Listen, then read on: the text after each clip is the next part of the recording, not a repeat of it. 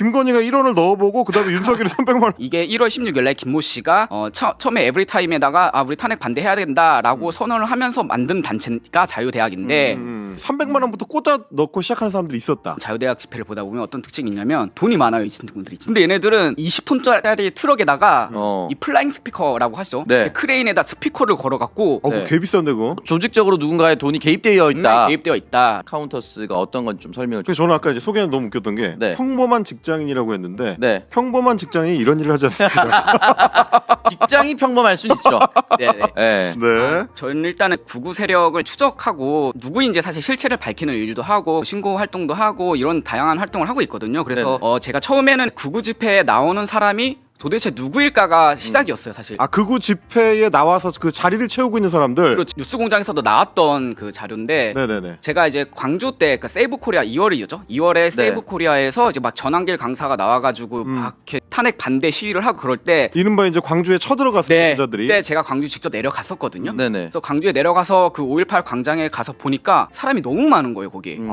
진짜로 정말 많은 사람들이 있었고. 네. 그래서 제가 들었던 생각은 아니 민주주의에 비친 이 광주에서 그렇죠. 내라는 옹호하는 사람들이 저렇게 많다고 너무 이해가 안 되는 겁니다. 그렇습니다. 그래서 광주 시민들인 줄 알고 처음에는. 그쵸. 네. 그렇게 많은 사람들이 있으니까 그래서 보니까 이해가 안 된다. 그래서 막 주변을 돌아다니기 시작했어. 이건 왜냐면 어디서 왔다 이 사람들은. 데리고 오지 않고서는 광주에서 이럴 수가 광주에서 없다. 이런 사람이 많을 수가 없다. 이렇게 많을 수가 이렇게 없다. 열심히 막 주변을 막 찾다 보니까 버스들이 막 줄지어 서 있는 거죠. 네네. 그래서 여기서 보면 뭐 사실 제일 먼저 본 건 사실 이 금남교회 버스거든요. 저기서 금남교회 화면에 나오고 버스가 있습니다. 두 대가 딱 서 있는 거예요. 네. 서울 금남교회. 근데 저는 사실 금남교회가 뭔지 모르는 사람이 훨씬 많을 겁니다. 그래서 난 광주에 있는 교회인가 하고 금남교회를 검색해 보니까 이게 서울에 있는 교회인 거예요. 굉장히 큰 대형 교회죠. 네네. 서울에 있는 교회 버스가 왜 광주에 와 있지?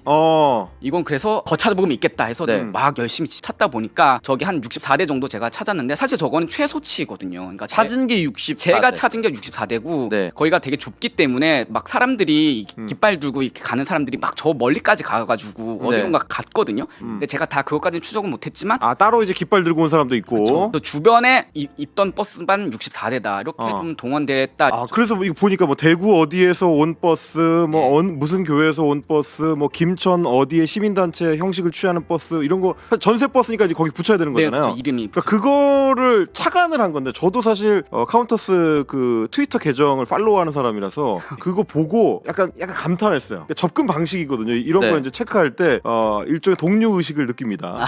저희 같은 우리 공장적 표현대로 하면 또라이들은 남들이 관심을 안 가지는 걸 궁금해해요. 사람이 이렇게 많이 왔어. 뭐 소년보 목사가 동원하고 뭐 전한길 아저씨가 해가지고 보고 이러면 그 사람들이 많이 왔구나. 저렇게 윤석열에 지지하는 사람들이 광주에 많아? 라고 생각이 그치면 여기까지 안 가죠. 근데 이제 우리 카운터스처럼 한 발 더 가는 거야.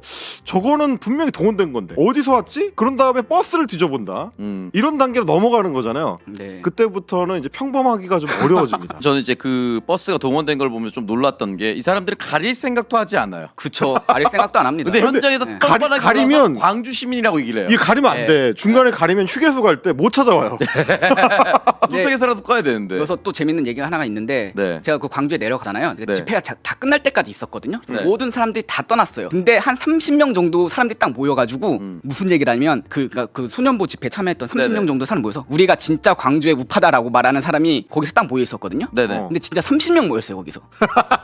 30명이서 우리가 진짜 여기 광주를 지키는 우파다라면서 광주 우파의 핵심 우리 다 모이면 30명이다. 30명이다. 네. 그걸 마치 숫자가 많은 것처럼. 아쉬운데 하여튼 제가 본 거는 30명이 모여서 으쌰으쌰 하고 있더라고요. 다 가고 다 버스 타고 집에 가고 30명만 그러니까 모여서. 이게 어떻게 보면 이제 온라인 극우들의 눈속임인 거잖아요. 그냥 자기들끼리 영상 찍거나 뭐 사진을 극대화시켜서 찍거나 이렇게 해가지고 남들한테 보여줄 때는 온라인에 전시할 때는 마치 무슨 거대한 어떤 조직이 있는 것처럼. 윤석열이 다시 자기 집으로 돌아갔을 때 네네네. 흔히 말하는 이제 대학생들이 자유대학이라는 이른바 과잠을 입고 현장을 나왔단 말이죠. 그러니까 이들의 움직임도 지금 보고 계신 거죠. 그러니까 이 카운터스 쪽에서 이제 계속 주목하고 있는 게 극우 집회에 참여하는 사람들이나 저런 일종의 운동을 하는 사람들이 이제 실체잖아요. 그렇죠. 근데 우리 시청자분들도 그러시겠지만 저도 계속 이상하다고 생각하는 게 굉장히 대학생들 2030 이런 말에 저 사람들이 집착한단 말이에요. 엄청 집착하죠. 그리고 실제로 가보면 젊은 사람들이 사람들이 꽤 있어요. 네. 그렇죠. 네. 그러면 또 궁금하잖아. 저 사람들은 도대체 실체가 뭐냐? 누굴까? 이런 것도 되게 궁금하긴 하죠. 그거 좀 찾아냈어요? 일단은 기본적으로 이제 좀 양상이 좀 달라지긴 했는데 초반에는 정말 개신교인들이 많았어요. 네. 그러니까 이 대학 특히 우리가 그 2월달, 3월달 때 이제 대학가 중심으로 막 탄핵 반대 그 시위를 했었잖아요. 네네. 그리고 저 진짜 과자 믿고 그때 뭐 고대, 뭐 연대 뭐 이렇게 하고 특히 학교를 돌았어요. 네, 돌아다니면서 했는데 실제로 있었어요. 제가 가서 보면 정말로 그 학교 학생인데 네.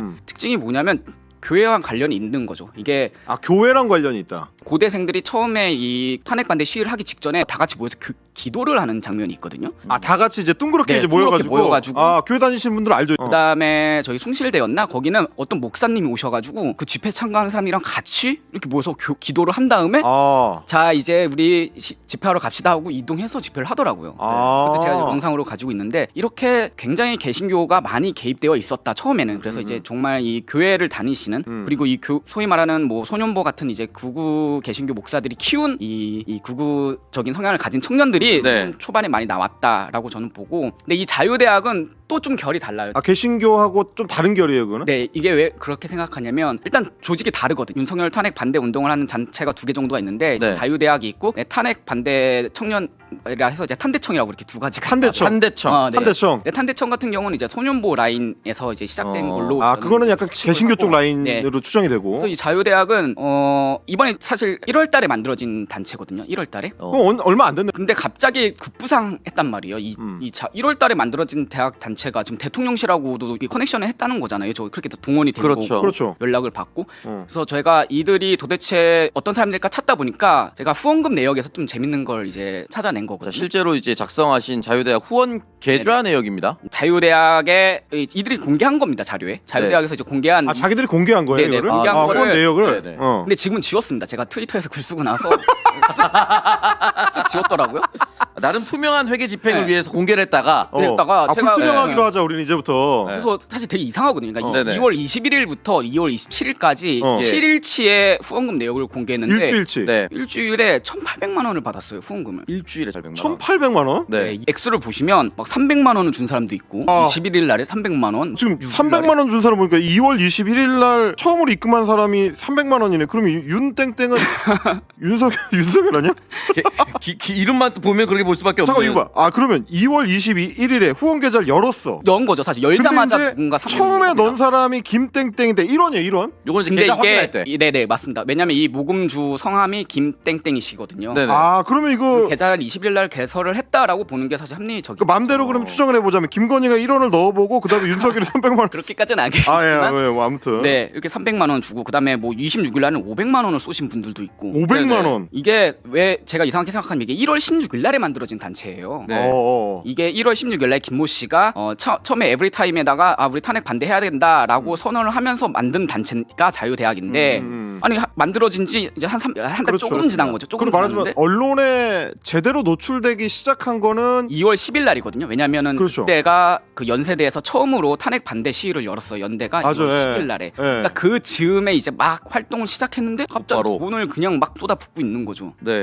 약간 의심해 보면 이런 맥락인 건데 단체가 만들어질 때까지는 완전 무명이었죠. 그러다가 이제 연대 그때 6명 모였나? 뭐 그럴 텐데. 처음으로 연대에서 처음 탄핵 반대 집회 현수막 걸고 할 때 기자들이 그 애들보다 더 많았을 때, 대학생들보다 더 많았을 때 그때 처음으로 이름을 알리기 시작했는데 그 시기에 후원 계좌를 열었더니 300만 원부터 꽂아 넣고 시작하는 사람들이 있었다. 그럼 사실 이제 두 가지 추정인데 혹시 옛날에 MB 때 했던 것처럼 그 이제 윤석열 쪽의 정부 기관이나 뭐 비스무리한 뭔가가 움직여서 얘네들 도와줘야 된다라고 움직였거나 그게 아니면 뭔가 뭐 교회 쪽이나 뭐가 됐든 간에 다른 조직 쪽에 얘네가 컨택 포인트가 있어서 우리 후원 계좌 열 테니까 좀 도와주세요. 이게 미리 얘기가 됐거나 이런 게 아니면 이게 불가능한 얘기잖아. 그렇죠.